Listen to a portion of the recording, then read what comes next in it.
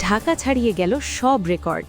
একদিনেই ২,২৭৬ মামলা, ট্রাফিক পুলিশের সাঁড়াশি অভিযান।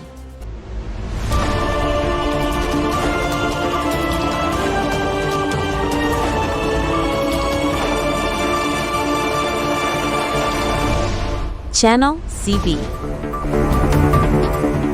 রাজধানী ঢাকার রাস্তায় শৃঙ্খলা ফেরাতে আবারও কঠোর অবস্থানে ঢাকা মেট্রোপলিটন পুলিশ।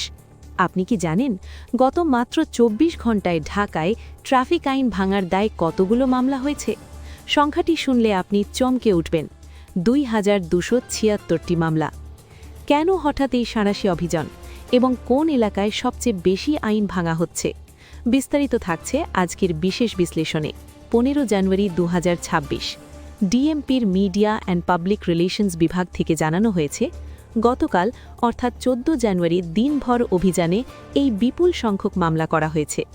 শুধু মামলাই নয়, ১১৯টি যানবাহন পাঠানো হয়েছে ডাম্পিংয়ে এবং ৩৬৪টি গাড়িকে র্যাকার করা হয়েছে।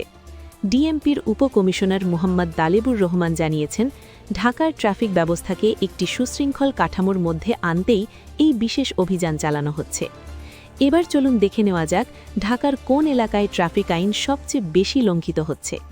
ডিএমপির তথ্য অনুযায়ী সবচেয়ে বেশি আইন অমান্য করা হয়েছে মিরপুর এলাকায়, যেখানে মামলার সংখ্যা ৭১৫টি।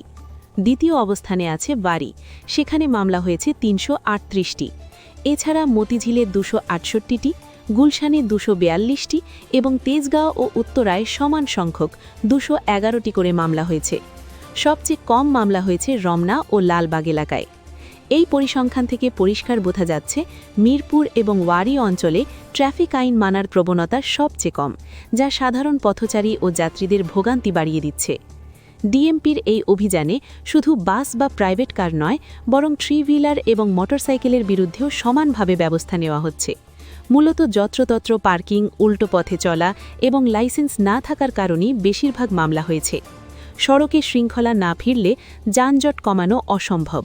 তবে প্রশ্ন থেকে যায়, শুধু মামলার মাধ্যমে কি ঢাকার ট্রাফিক জ্যাম কমানো সম্ভব, নাকি আমাদের সচেতনতাও এখানে বড় ভূমিকা রাখবে? আপনার এলাকা বা কর্মস্থলে ট্রাফিক ব্যবস্থা এখন কেমন? পুলিশি অভিযানে কি কোনো পরিবর্তন দেখছেন? আমাদের কমেন্ট করে জানান। ভিডিওটি ভালো লাগলে লাইক দিন এবং শেয়ার করে অন্যদের সচেতন করুন। সাবস্ক্রাইব করে সাথেই থাকুন। ধন্যবাদ।